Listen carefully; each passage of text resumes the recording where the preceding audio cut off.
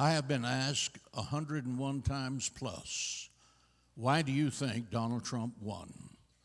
And I have an immediate answer: because he was the only one that was blessing Israel.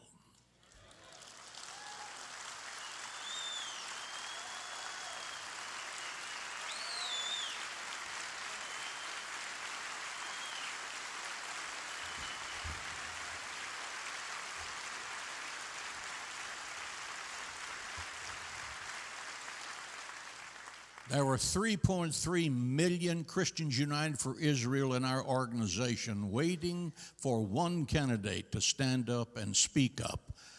The evangelicals flooded the voting booths this time like at no time in our history.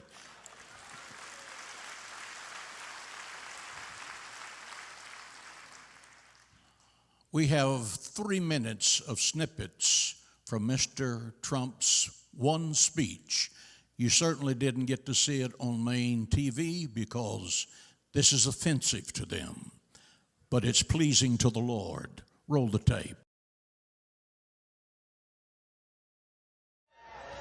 I speak to you today as a lifelong supporter and true friend of Israel.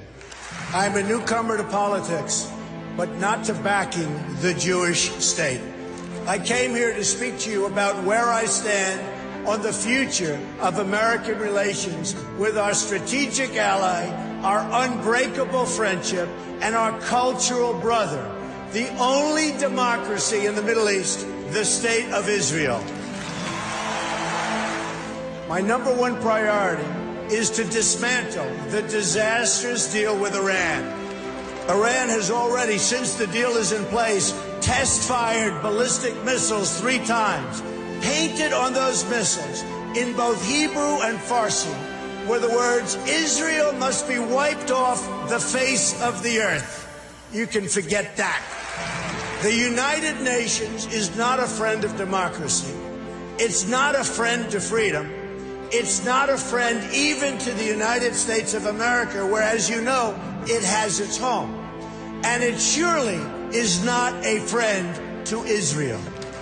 When I'm president, believe me, I will veto any attempt by the UN to impose its will on the Jewish state. It will be vetoed 100%. Israel has been trying to sit down at the negotiating table without preconditions for years. You had Camp David in 2000, where Prime Minister Barak made an incredible offer, maybe even too generous. Arafat rejected it. In 2008, Prime Minister Olmert made an equally generous offer. The Palestinian Authority rejected it also.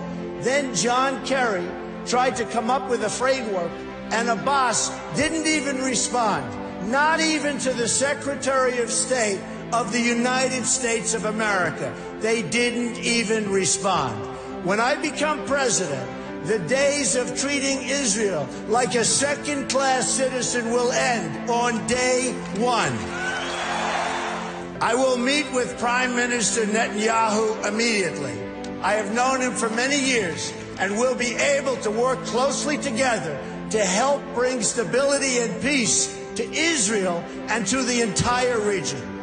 Meanwhile, every single day you have rampant incitement and children being taught to hate Israel and to hate the Jews.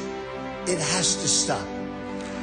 When you live in a society where the firefighters are the heroes, little kids want to be firefighters. When you live in a society where athletes and movie stars are the heroes, little kids want to be athletes and movie stars. In Palestinian society, the heroes are those who murder Jews.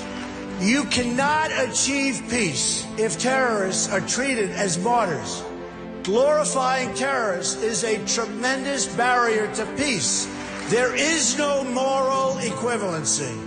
Israel does not name public squares after terrorists. Israel does not pay its children to stab random Palestinians. You see, what President Obama gets wrong about deal-making is that he constantly applies pressure to our friends and rewards our enemies. But when the United States stands with Israel, the chances of peace really rise, and rises exponentially.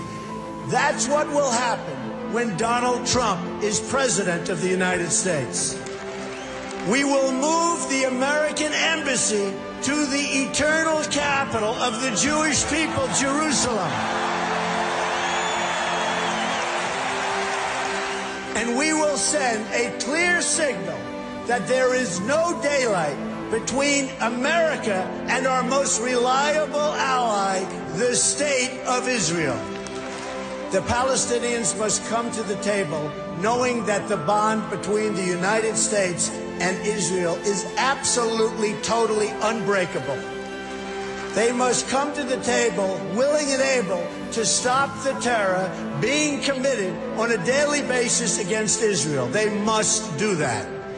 And they must come to the table willing to accept that Israel is a Jewish state and it will forever exist as a Jewish state.